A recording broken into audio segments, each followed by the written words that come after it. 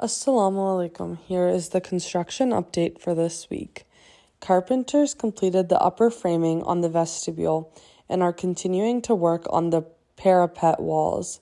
Contractors dug the gas line to the generator from the back of the building, and they also dug the gas line from the meter to the pipe on the side of the building.